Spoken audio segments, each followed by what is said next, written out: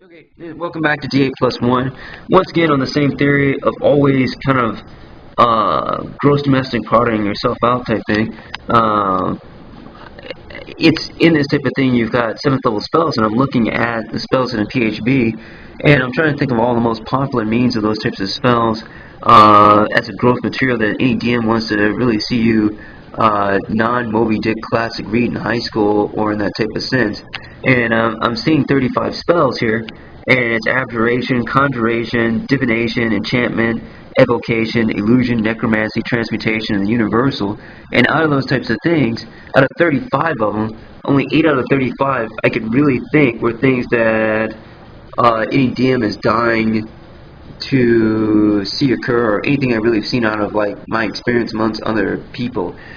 And in that type of sense, I know they're going to want to claim and say like we're never like that type of ratio, but it is.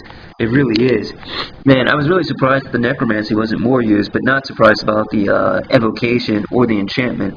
Administrators like to put people down on some useful things in enchantment type thing that get past simple-minded people like Jedi Force type thing.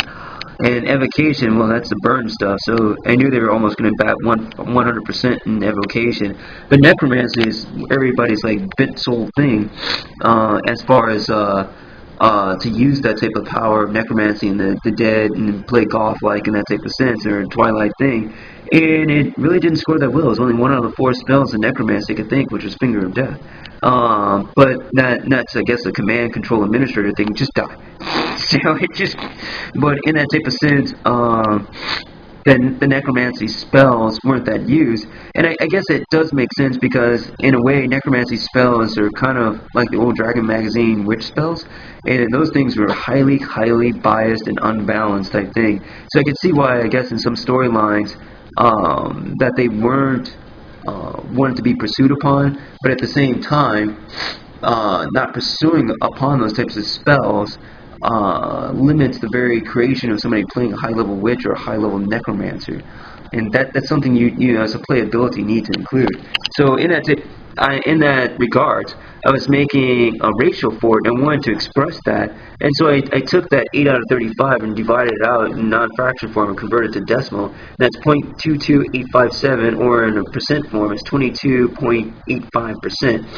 And then I'm like, well, 1 away from that type thing, or 100% minus the 22.85%, would leave a remainder of 77.14%.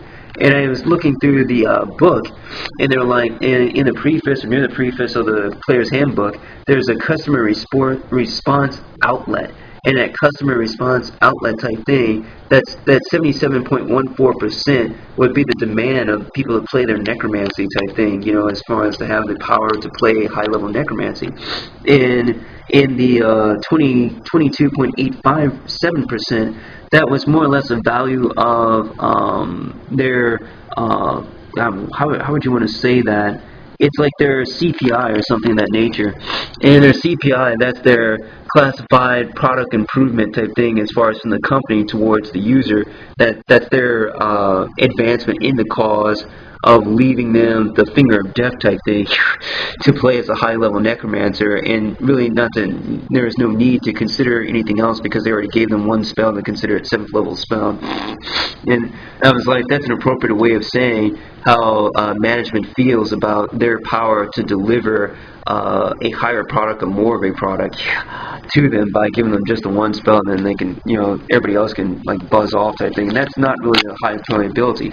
Hence why you've got such a high customer response outlet, or in an acronym sense, a CRO, a crow.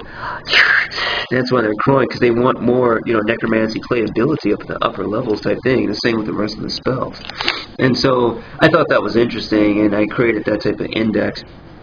But necromancy was a lead-in to that. Doing the same thing and using those as temperatures to convert in a Celsius sense over to Fahrenheit, that made the 22.857 type thing a temperature of 86 degrees Fahrenheit, and that made the 77-degree temperature of Crow 178.6 or over boiling. So definitely a situation there. All right. is a little bit of a blend around type thing, but I think you see the point that the playability is just not something that's part of high-level spells in AD&D or in creating, and that's the authority, because what you want to do is to realize the situation you're in or be a little bit more aware of it so that you can go and get that authority for your character, and that is the authority.